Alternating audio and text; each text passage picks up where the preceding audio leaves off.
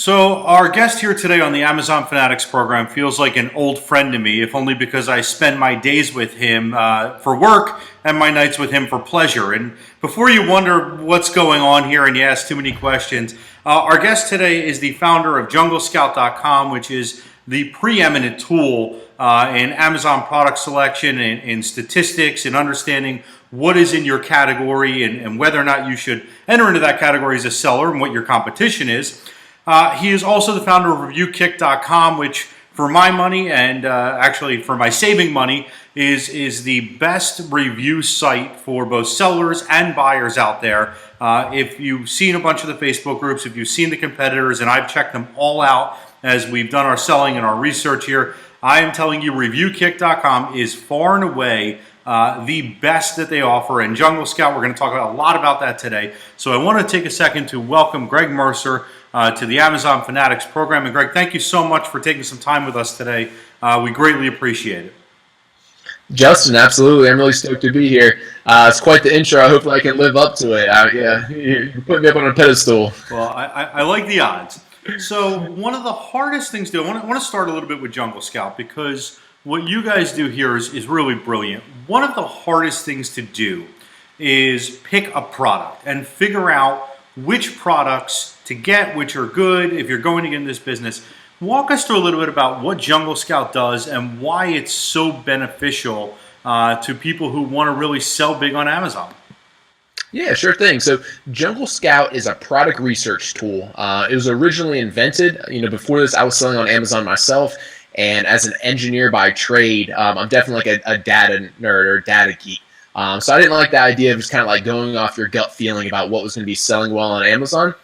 And that's kind of how Jungle Scout was born. So we have a few different tools in Jungle Scout now. Probably the most popular one is a Chrome extension. So this one actually runs inside of the Amazon store. So when you're on Amazon, any page where there's products being displayed, you can click a little button. It shows you a pop-up, and in there's a whole bunch of key metrics that you need to make educated product research decisions, like how many units are sold each month, how competitive it is, what it nets after the Amazon fees, and so forth. So just within a few seconds, you can go from looking at just a page of products to looking at a set of data that lets you make educated decisions on whether that's a good market or not. And the data that you guys give, talk a little bit about why that data is so important and what that data tells you as far as your decision-making process. Yeah, it's a good question. So my favorite piece of information that it gives you is the estimated units of demand each month. So Amazon doesn't actually release this information. This is something that we have to drive through algorithms that we've created. So what we do is we follow a few million products. We track their best sellers rank as well units they sell on a daily and monthly basis. And from there, we're able to run a regression analysis and develop algorithms to estimate any product on Amazon and how many units it sells each month. So their estimates, it's not going to be 100% accurate, but it's plenty close enough to make educated product research type decisions. So that's a really key piece of information. So now instead of just looking at a product in the best sellers rank, instead we can look at how many units are being sold each month of this particular product.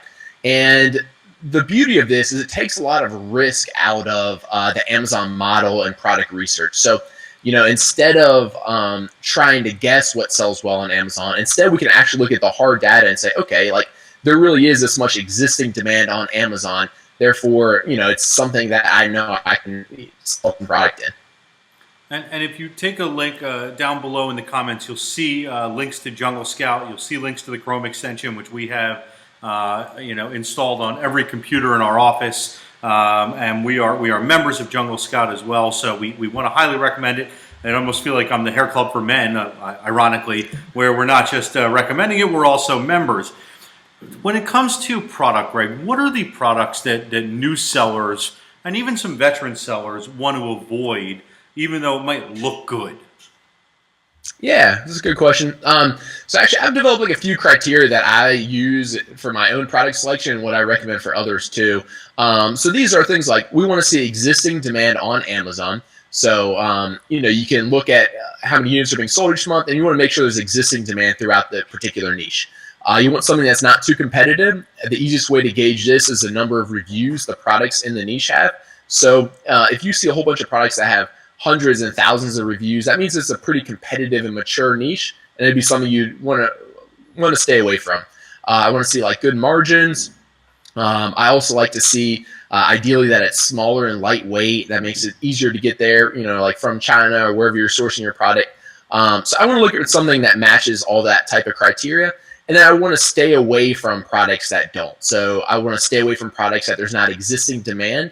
A lot of times I'll hear people say like, I have a really good feeling this product's going to do well. I've been looking for it myself, et cetera, et cetera.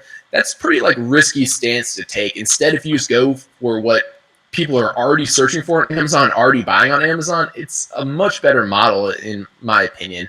It's much less risky. And then a lot of times these are going to be like kind of like strange or weird products. Sometimes I call this like the weirdness test, but a lot of times if it's like a really like sexy, cool product that you want to brag to your friends about, a lot of times those aren't the best products to sell on Amazon because there's a lot of other sellers who are thinking the same thing. Instead, you want to look for these kind of like strange, really niche type products. What is of all the products that you've sold, and you've developed a heck of a business here, but you're into the six figures in sales every month. Of all the products you've sold, what is your favorite or most bizarre product that you've had the most success with? So actually, like the case study we've done, we did like bamboo marshmallow sticks. It probably ranks up there as like my top 10 like most successful products. So again, that's like the kind of like obscure things you're looking for. So these are like 3 feet long, just like bamboo sticks that people roast marshmallows or hot dogs over the fire. So again, like I can't remember the last time I've roasted a marshmallow. It's not something I would like be actively looking for, like bragging about my friends selling. But these are just the types of like strange things that sell really well on Amazon and like have plenty of demand. You can make really successful businesses out of.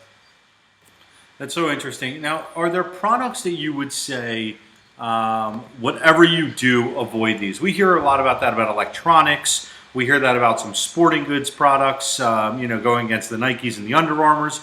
Are there categories people should absolutely just avoid?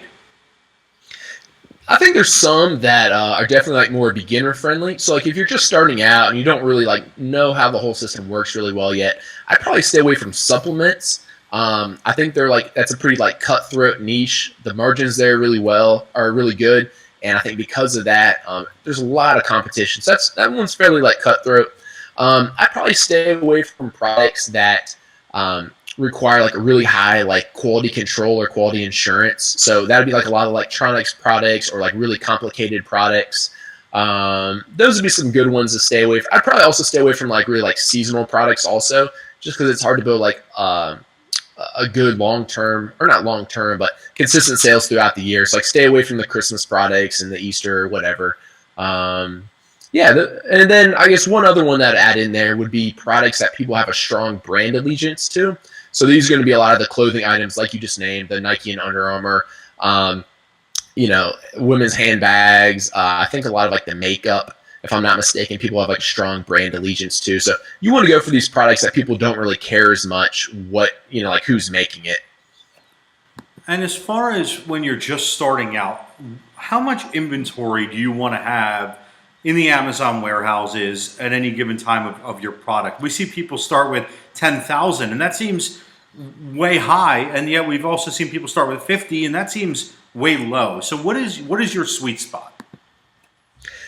For me personally, I like to order about 2 or 2.5 months worth of what I think it's going to sell. So if I think it's going to sell 500 units a month, I'll probably order usually like 2.5 months. So like I'd order like 1,250 units of that. Now this gets to be like a little bit of like a cash flow thing, and that's like one of the biggest drawbacks of this model is it is fairly cash intensive. So what I usually tell people like starting out, like if you don't, it's either too risky to you or you don't have the cash to like put up front, ordering 1,000 or 1,500 units. It's fine to start with a smaller order quantity. Just Amazon is really powerful, so a lot of times you'll find yourself running out of inventory, before the factory can get the next order in. But you'll learn from that. But if you do have the money to spend, I would recommend ordering like 2.5 months of inventory. No, so speaking of money to spend, we read Greg's AMA, and if you haven't had a chance to do that yet, hop over to Reddit. You're going to pick up a ton of information. Once again, we're speaking with Greg Mercer. He's from reviewkick.com, which is the best, again, as far as we're concerned, place to do reviews, and if you're a seller, to get product reviews. And of course, the genius behind JungleScout.com. Now, Greg, as we're talking cash flow issues, there are ways to bring prices down when you're doing sourcing from China and when you're bringing in from other countries. What are the best ways you would recommend people kind of cut their costs a little bit so their margins go up?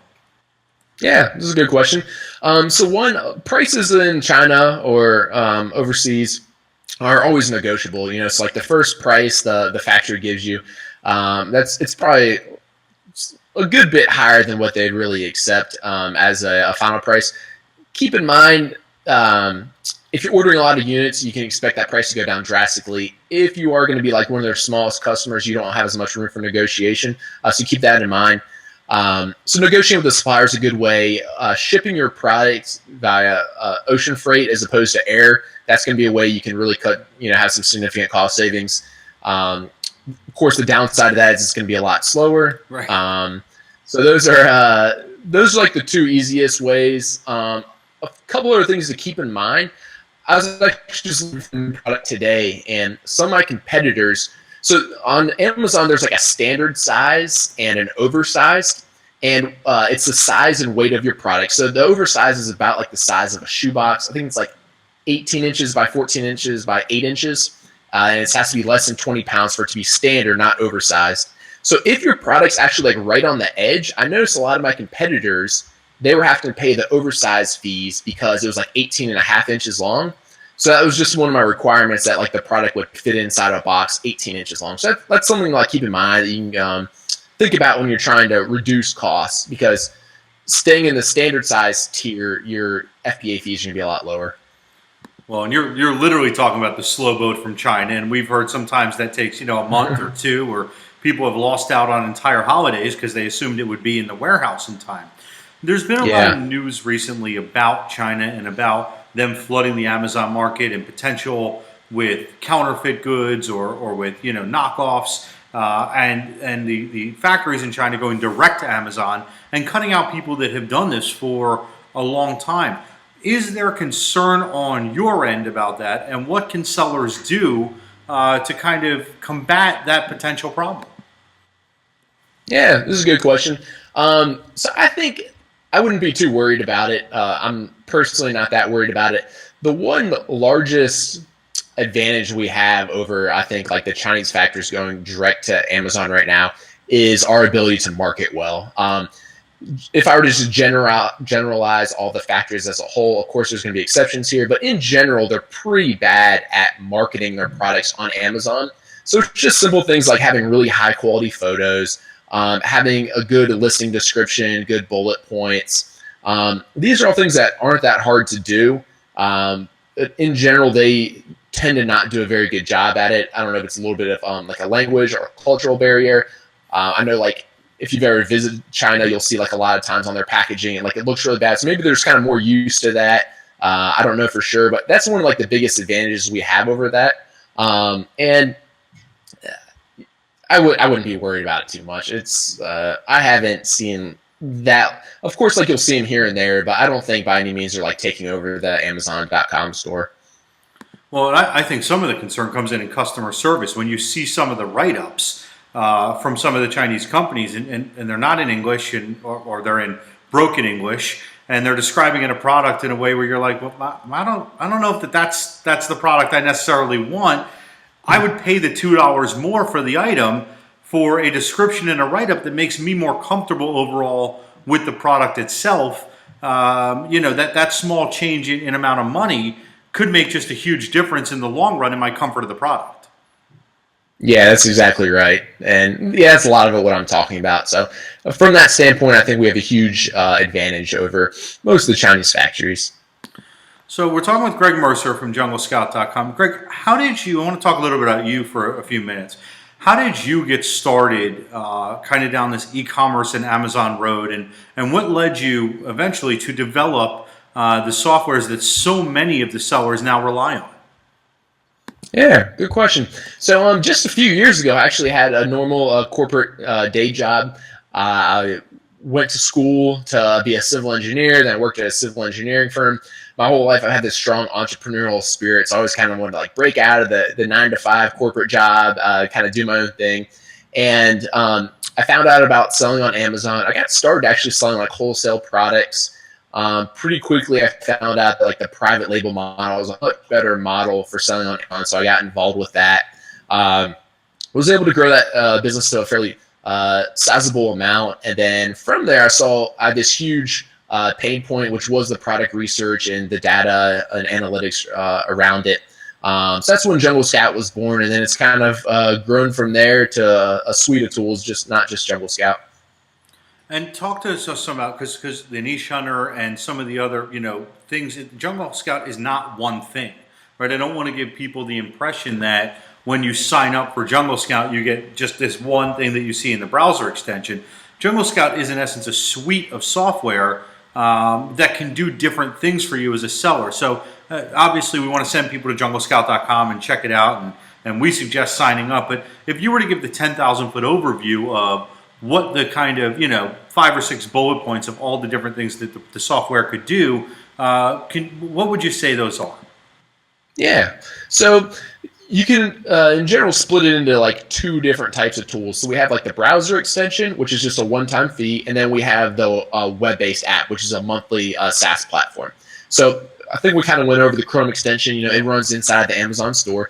If we're looking at the web app, now, instead of running in Amazon, this is going to be on the JungleScout website. It's a piece of software. And in there, we have a few different tools. The product database and the niche hunter are going to be 2 tools to explore and to come up with product ideas.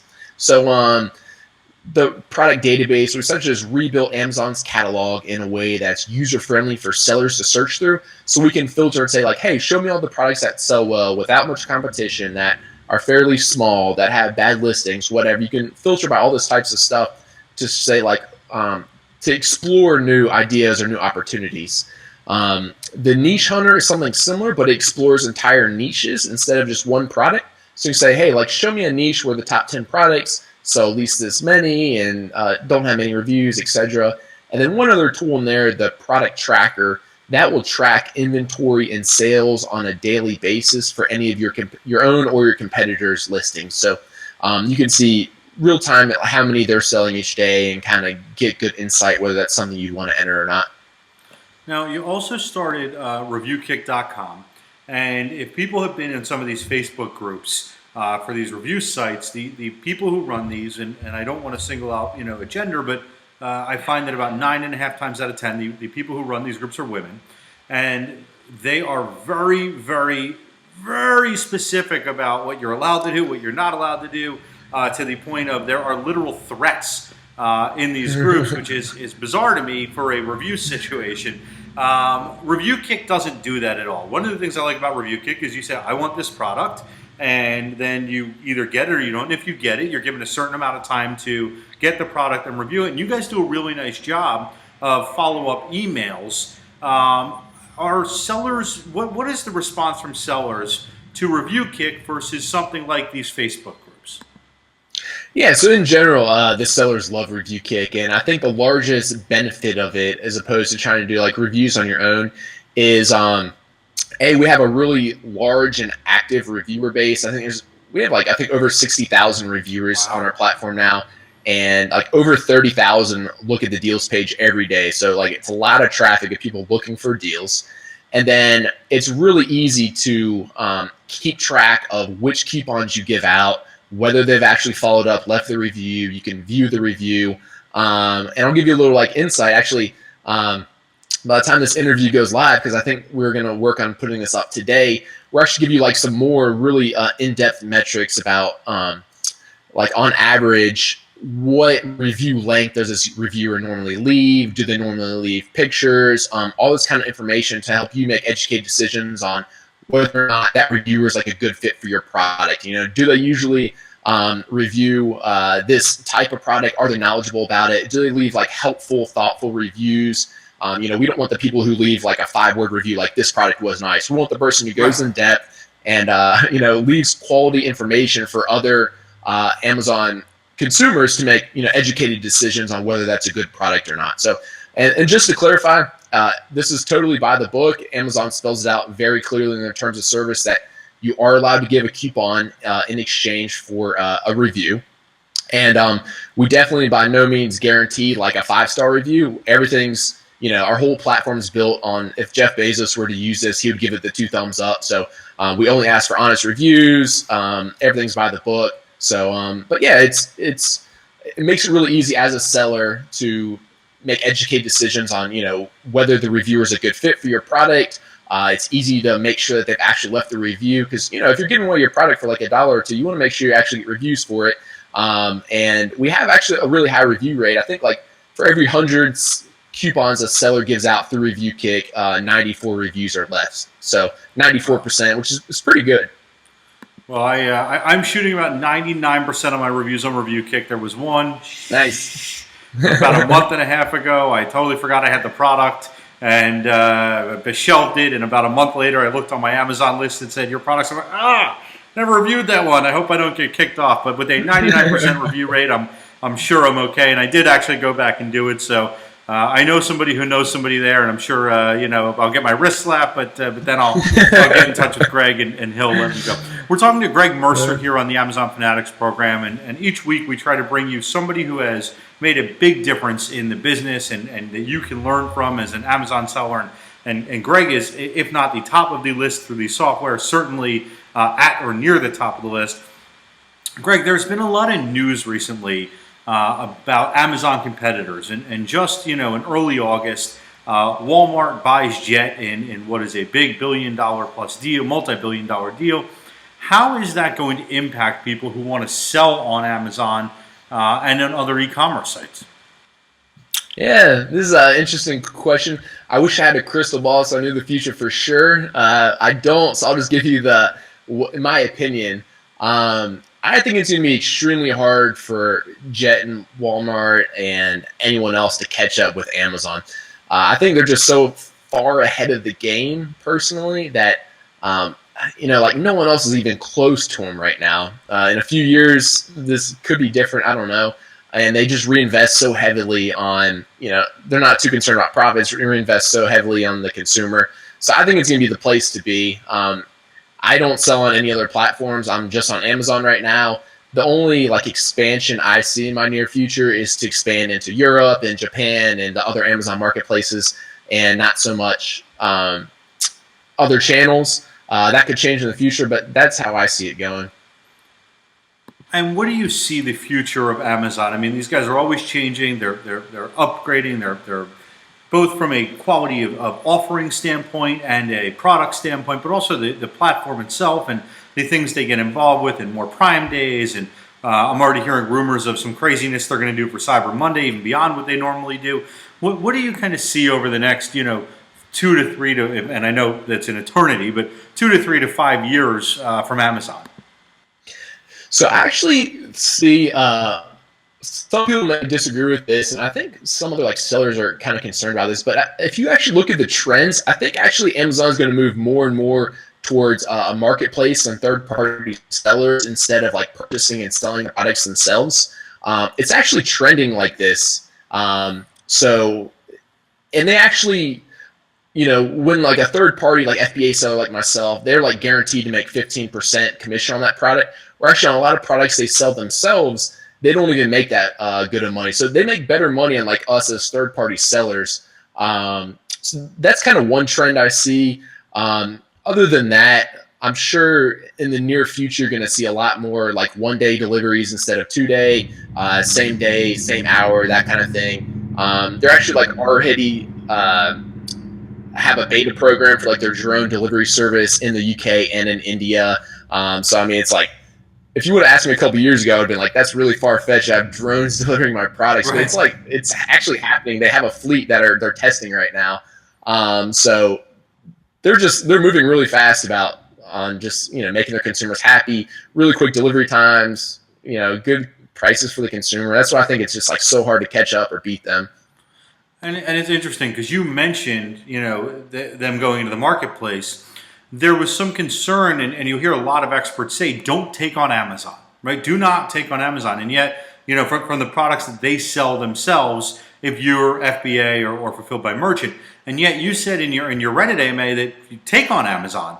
Why are you flinching? Why are you refusing to do so? What are the benefits there, and how does a seller win by taking on Amazon? Yeah, this is actually, I think, probably like one of the biggest misconceptions in the space is people like, oh, it's Amazon's marketplace. Don't try to sell the products they sell, blah, blah, blah, blah. But if you actually look at like the hard data, I'd actually prefer to sell against Amazon as opposed to like an FBA seller because one, Amazon, their listings are always terrible. They always have like one or two pictures. They don't have very good like bullet points and keywords. So they're very like unoptimized listings. If you look at the actual data, like I've never seen anything to prove that their like SEO algorithms prefer the product sold by them as opposed to a third party. So it's you're able to rank your products just as easily as Amazon is. They never do PPC. They don't do like promotional giveaways to like jumpstart a product listing. So it's actually pretty easy to take on Amazon, easier than like other third party sellers who are like a little bit smarter. So yeah, don't be scared if Amazon's selling in a niche that you want to sell in. All right, well, as we wrap up here with Greg Mercer, we have two more questions for you. And if you want to see how Greg does what he does, go to junglescout.com/collaborative hyphen launch. And you'll be able to kind of see his process and how his whole mentality and approach works. But Greg, as far as technology goes, other than JungleScout, what are the services you use and what are the services you would recommend that other sellers and as people who want to get into the business, but also go from not just step 0 to step 1 and 2, but step 3 to 10? What are the softwares you like and that you'd recommend? Yeah, that's a good question. So actually, I'll give a little humble brag or a shout out to our own products. So besides JungleScout and ReviewKick, we actually released a product. It's in beta right now called Fetcher, which is profit analytics. And then we actually partnered up with another tool called Splitly, which is A/B testing for Amazon listings. So of course I'm going to recommend those because they're both mine. Yeah, it's really cool actually. Splitly is really neat. I think it's like a lot of people are probably like leaving money on the table by not like optimizing listings and A/B testing them, but that could be a whole different little recording. Besides tools of my own, let me just pause you right there. Is that A/B testing the PPC ads, or is that A/B testing the actual listing itself? And to do that, do you have to create two separate listings of the same product? Good question. So it's A/B testing the listing, and you don't have to create two separate listings. Instead, the software automatically goes in and changes your listing. So let's say like I want to try a different main image. So the two highest impact tests are going to be the main image and the price. So like if I'm trying out a different image, the software will go in, automatically change the image on whatever interval. Maybe it's like every day, every hour, every 2 days, whatever, and then see during which interval do you get more sales. So it works really well. It's pretty neat. Same thing like with price. You could just say like, hey, let me try increasing my price and see if I make more profit at that price and so forth.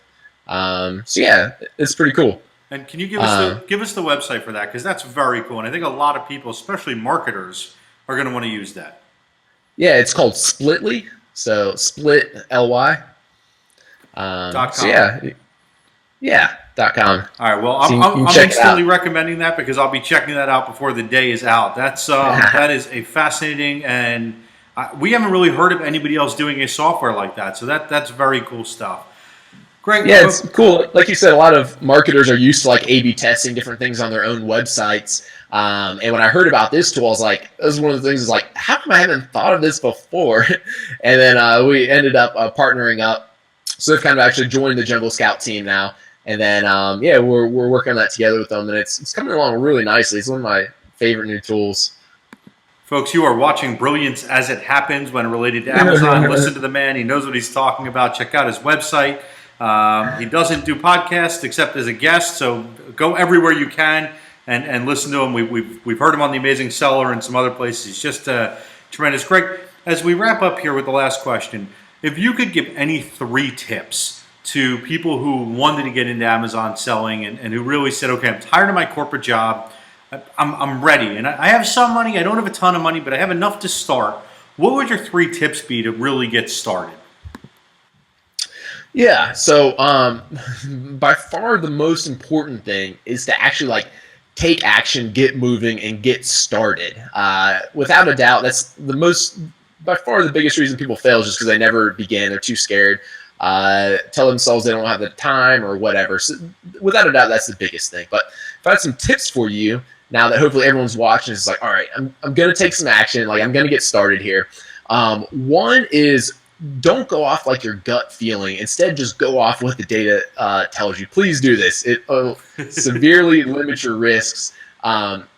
There's already millions of people every day on Amazon, typing in a word with their credit card out, trying to buy this product. Just give them what they're searching for instead of what your gut tells you may do well. So that's very important. A few other little tips. I'd say if you're just getting started, try to find something small so you can get it shipped via air shipping. Ocean freight, it does take a while. It takes a whole month to get from China to the Pacific Coast, the States. And I think one of the important things is so much of this getting started, especially through entrepreneurship, is a mental game. So if you can show yourself oh, I can do this, I'm making sales now and so forth, I think it kind of snowballs from there. So just by keeping the momentum going, getting products in a few days instead of a month, making those first sales, that will give you the motivation you need to scale up or get another product and so forth. I think that's a really important tip. Those would be the 2 biggest things. It's get started, go off the data, and try to, keep making forward progress, ship it by air. Maybe every day tell yourself that you're going to do one thing to move your business forward. And I mean, it's probably the best opportunity of the decade. I think I've been following the whole internet space, ways to make money and so forth. I mean, this one definitely really works. If you don't believe it, there's millions of success stories online. You can just Google it.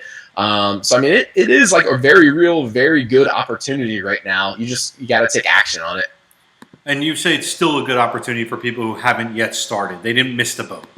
Absolutely. So it's definitely still a good opportunity.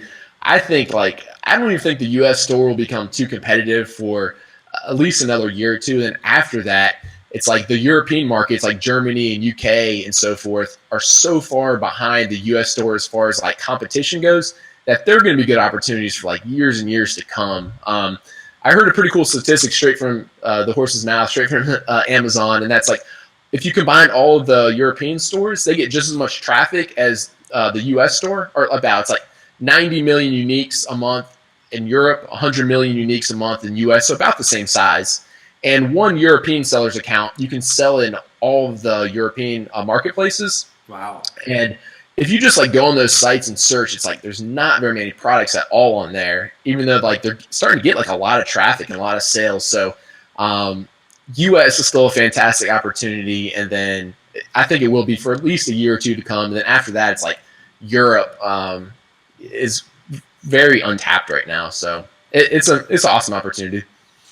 Well, we are going to follow that opportunity. We're going to keep following what Greg is doing.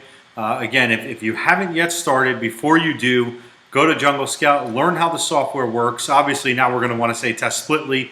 We'll be doing that very, very soon. And once you decide to be a seller, trust us, hop on Review Kick. My girlfriend and I are on there every night. She likes to roll up in next to me and go, "Can we go shopping?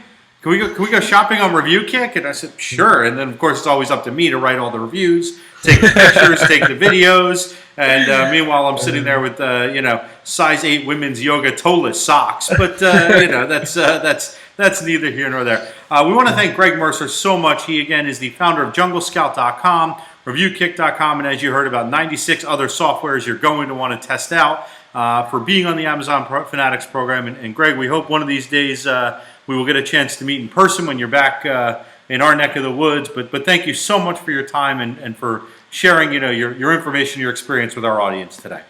Absolutely. Thanks again for having me on. I really enjoyed it. It was a pleasure. We'll talk to you soon, Greg. All right. Take care. Bye.